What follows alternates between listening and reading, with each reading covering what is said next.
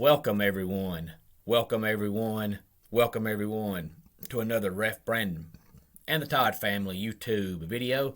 Wherever you are, whatever you may be doing, thank you so much for making Ref Brandon and the Todd Family a part of your day. We always greatly appreciate it. I got a couple of shout outs in today's video coming up at the end, but first let's go ahead and talk about the college football games on tap for tonight.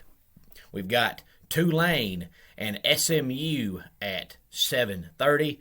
We also have Louisiana, who of course is coached by Billy Napier, who is one of the guys that's rumored to be the next head coach at LSU, going up against Arkansas State. And of course their head coach is Butch Jones, who is in his first year there, and they are off to a dreadful start. Probably not what Butch was expecting in his first year.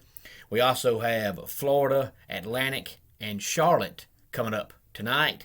And then the late game for all you West Coast people, 10 o'clock, we have San Jose State going up against UNLV.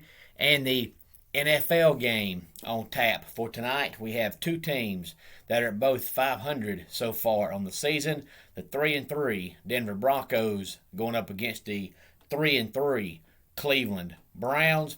And of course, we also have some baseball coming up tonight. We'll have game number 5 between the Braves and the Dodgers that is scheduled for first pitch shortly after 8 o'clock tonight.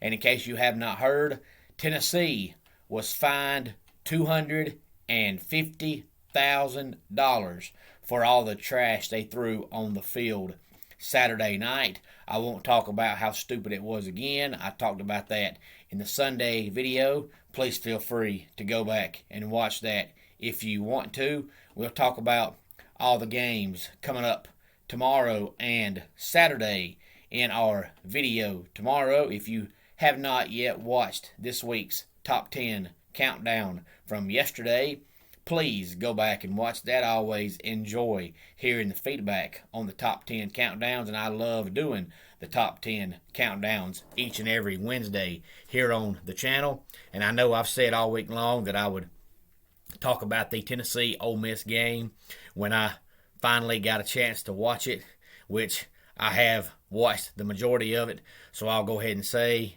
that it was much more lower scoring than anybody thought it would be. I believe the over-under was 81 or 82, and there wasn't even quite 60 points scored, so both defenses did a lot better than anybody expected. Tennessee played way better than anybody expected. They had a few dumb, bonehead plays. They stopped Ole Miss on their first drive, and then Velus Jones, who is normally a sure-handed receiver, just flat out dropped the punt catch, which Ole Miss recovered on the 11-yard line and got an easy touchdown off of that. So Tennessee had a few boneheaded plays that may have been the difference in the game, but I think now we see why Michigan didn't want Joe Milton. Hendon Hooker got hurt late in the game, and Joe Milton had to come in for the last 2 snaps of the game. The first one was a pass in the end zone that looked like it could have been caught, but it went right through the receiver's hands. And then with 3 seconds to go, he snaps the ball and runs down to the 8-yard line and then runs out of bounds. If it's your 4th year in college and you don't have enough self-awareness to know that you cannot run out of bounds on the last play of the game, you have no business starting.